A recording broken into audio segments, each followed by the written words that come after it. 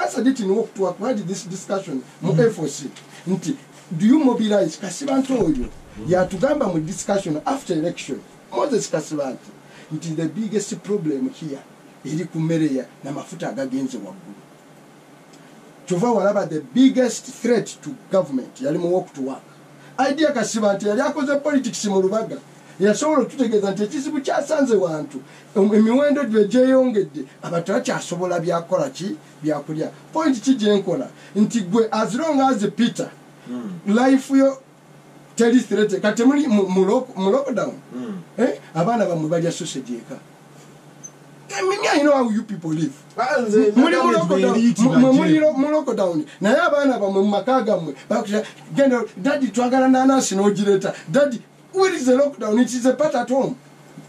Why? Most of them are depending on honest income. Lockdown is these people don't depend even on salaries. Because Sengabe Bariku salaries, Sengeno Tinda Street and do one opposite. China what they promote the Bavuga. Because they don't earn it. They will take 4 years each to buy one. Nga yokata savings okweza obukadde mukaga bafuna akakadde kamu n'ekitundu kwe bapangisa yetaaga emyaka 5 ogula primo naye agigula mu mwaka ogwo ng'akola. He is a thief. Unless obubbi obubyewo dictator amulekera n'opportunity to steal kyovola bono lw'omushana bawutwale wa Museveni kiri omushana mubbi gwe gwagoba unabimanyi wano bamugamba ti lw'omushana mubbi mubbi yabbye ki naraba gwenye nchakugoba gwakutenenguzi no kapita gwakutenenguzi mu office lubona amuwa minister so bobango oli ngabadde secretary n'omukwata n'enguzi ngabagimuwa enkera mganti gwe minister you are finished. Yes, Aisha, very briefly today we have Romsha nonyereza omwana eyawaayo information ku boss soldiers jali eyawa information president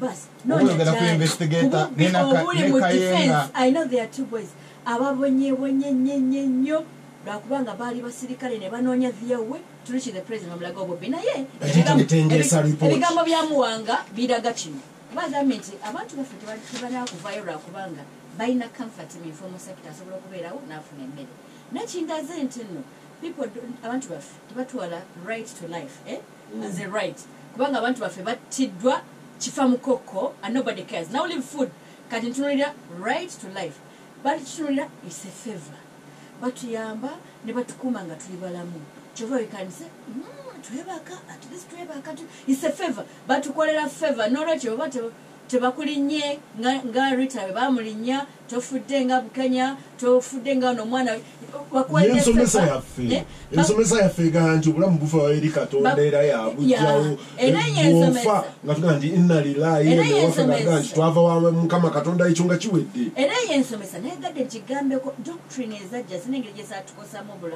bw'ovayo n'olwanako nga sheikh omu temumpalalira bannange debate yabongo nga sheikh omu avaayo ng'agamba nti tulina okuwa ekitiibwa abakulembeze baffe even our Bible egamba namwe slaves mugundire bakama bamwe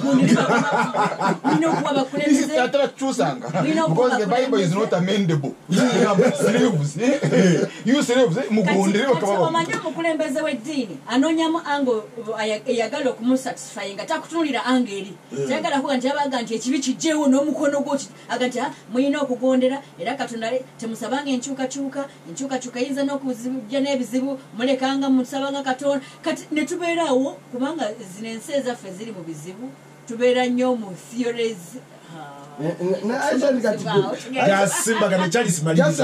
Aisha ngatanajja senga seeka oba reverend interpreting a Bible the other way interpreting the other way utakraba wiki emu nga ine chemisana n'omukulu ngavayo nefajero ngagamba nkati nze seeka w'omukulembeze president Nyakwezo asembyeyo kusaba mmotoka nga tewali muntu amanyi kyagenda kukola bannaddiini baamu bafunye emmotoka abasobose be ba Uganda Muslim School Council buli provisional gundi afunye emmotoka very soon abalala bajja kufuna. Charles, very briefly mariniza kwecho naye kwa submission yange kucho naye tuga very briefly mbula one nafuna fees mungere mu bukono jajize ziragende mchara bijita special district administrator musige nanga atugenda kuyije nimuga wagusaga ila wanu walo mulambo ugwange oba igenda kubera mirango ebiri nyingira urujine ndugu nakati bukwe cyasi kati nentula maso gebijero jere yafa Benedict ninga wanjagala fees katonteka mu stories kati mirambo igenda kubera at best go gwange obo gwange no musirikale wo oba no gugonga kwe guli kati kwe kuyita dio mudirisa na dio wanomfa toina wao kusente omwana dayo kusomero dio najja namubulira mudirisa na mugamba je ku office nibafuna yo kafanda awo nibampa fees nsini ya 5 so I understand the situation no mubuka jali muntu walo obera ku kisenge nugamba obulamu leto obulamu kabugende and that's why no option abana Uganda barabatuka onga ganti akabula ngano okusoma kangene mvuge board. Yeah, so I really understand nti singana badde kumbe ngatana bakufanga nanga sobola kwa ko chenyamba ko nenyamba ko natafa. Problem ekibazo ekizibu kye tuyine kinene nnyo is that ona tufuga yatuteka mu moyo go chai. Yomujukara kiri kyayogedde ku nkoko you condition it. So but conditioning wano to hate njako kyokulabira ko musajja mukwano gwange Charles Odongo so yajjo omukazi we mu district Jemba mu Rukungi mchala we and Odongo saba mu West Nile naye bogende waffe enjiri je batuteekamu ndabasajja abo abengo after tubayita abakoko inata abakoko means solo it is universal ono ye Musa yatuyamba tadewe ekisenga singana lya gasajja kayita one gajendo agenda kututaga tumalewo so we were conditioned but for abantu komantu bagala bawaddeyo omuwala waabwe afumbirwe Odongo so and indeed she's there and she's alive you get but in terms of politics kastaba very mwazagara utekichwabalia batuita batuheza you see olina convince wandi byogedde mu Ruganda mugenda kuleta obuteyo obufumi and bachukwane wano your good friend nagenda yateka on semogerere bo mugata koze serio rogwalo obwango bwaluwe after with your good friend other than say na yete achirimo kati no webuza nturia oburo obwango bwaluwero semogerere yabuleta does even have one kawangwa kaluwero so no gant be serio gwala bwa muwagira mu IPC interparty cooperation obwango bujja kujja so you see you condition people and indeed abantu babade condition to it now the lowest level of hate is self hate kastoria conditioning okuchawa mwanga chibubi finally nawe wechawa kachobola politician ngam abantu bajja kutuka ebiseera bechawe then rising otokolanga uprising out of hate kola uprise out of consciousness and that's basically a problem between now kangende ku bibuga ebibuga ngoma